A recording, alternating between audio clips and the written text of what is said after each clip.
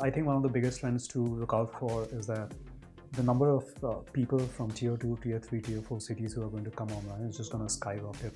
With the launch of Jio, we're already seeing a huge push of users coming online.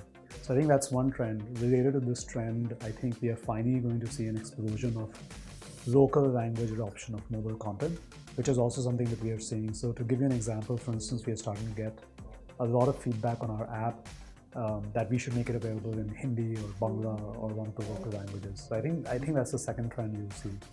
I think the third trend that we are going to see is that more and more people are going to get familiar and comfortable with making transactions on mobile and getting generally online.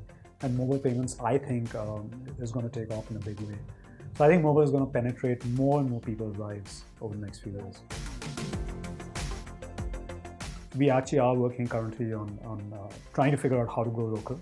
And there are a lot of innovations happening in that space. We're figuring out how to leverage some of those. One is, of course, figuring out how do we actually reach out to users who are coming online. And so you have to understand that users who come online in tier 2, tier 3 cities are probably not going to be searching for apps on the Play Store, right? Because for them, mobile is still a fairly utilitarian device and they don't know what to do with it. So one is that we have to figure out how do we actually acquire these users and help them understand what is happening there. So if Google, I believe, has an initiative where they have this mobile seva sort of business where someone goes on a cycle and trains people.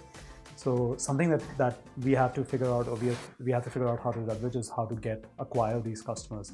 I think the second trend that we really are looking to go into, because we are fairly content heavy, is to acquire regional users in some way. And the third is, of course, the payments. The more forward-looking payments interfaces we have, the better off we are.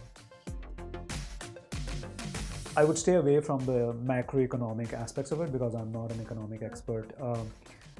Philosophically, it sounds like an interesting decision. How it has affected us personally as a business, I think the great thing has been that the government of India has exempted us because we deal with necessities like medicines, etc. So it's okay for us until the 24th to accept 500 and 1,000 rupee notes.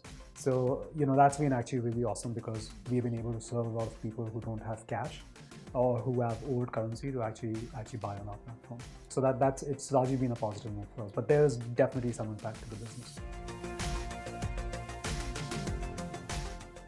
For next 1 year, we continue to see growth coming in from bigger towns.